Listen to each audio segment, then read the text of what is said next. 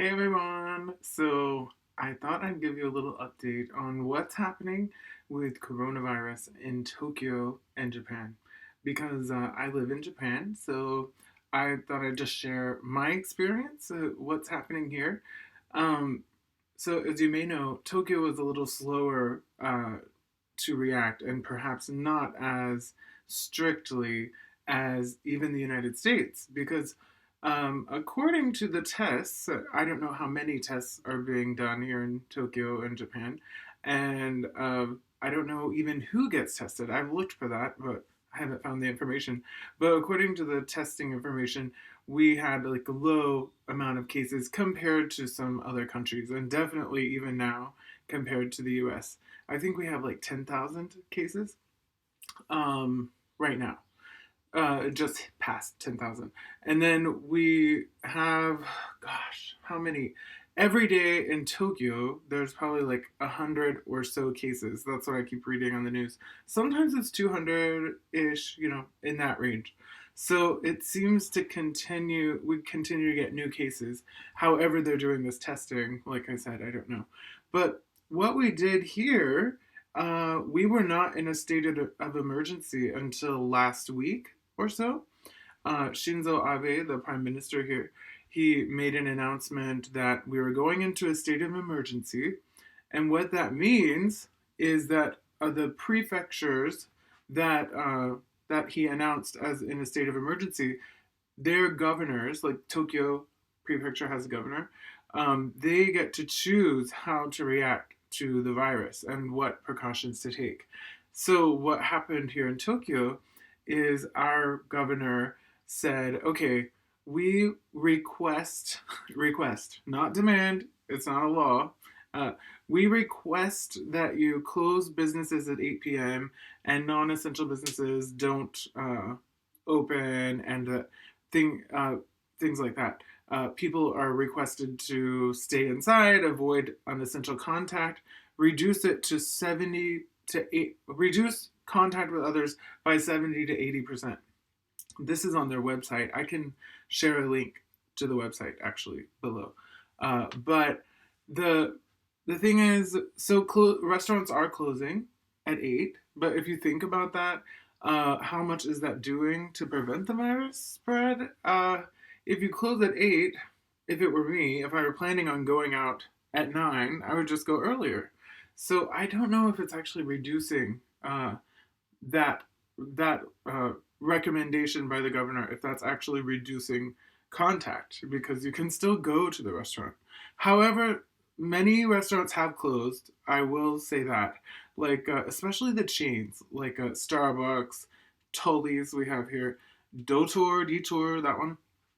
Those I've like look. I've been out and I've looked at the stores, and they're closed for the virus.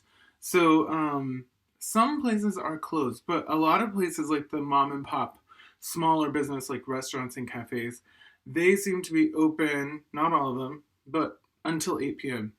Also with bars, like I go to the bar every weekend or more.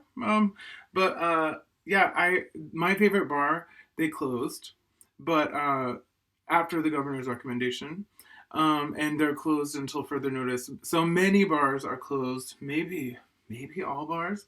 I don't know of any that are still open. I did see one in Akasaka, one of the neighborhoods in Tokyo, that was open, an Irish pub. It appeared to be open. Um, but one of my favorites called Hub. It's like a English bar replica, and there are many around. It's called Hub. It's like a pub, and they are definitely closed, like until May or something. So we can't go out here to the bars generally because most of them are closed, and we can't go out after 8 p.m. People are wearing masks and encouraged to wear masks, and people are also encouraged to keep the 6 foot distance, which you know about. Um, an interesting thing that people are doing here in the convenience stores, we say konbini, short for convenience store. Uh, at the konbini, um, when you get in line, I heard they're doing this in the US as well. When you get in line, there's like the markers on the ground. to keep a distance between each person waiting in line. And then also in the combini, they have plastic sheets hanging down in front of the worker. So there's a barrier between you, the customer, and the cashier. So that's a really affordable way to put a barrier up. I think the US could probably do that too. Maybe they should, because it gives a little more protection and it's not as expensive as like plexiglass or whatever. So those are some of the things that have changed since the virus. Shinzo Abe, Prime Minister, did do one thing early on, even earlier than the US, I think, because I think it was like a month and a half or 2 months ago, that he closed all the schools for like K through 12, you know, like the grade school, junior high school, high school. He closed all the schools. So that was one way to prevent spread.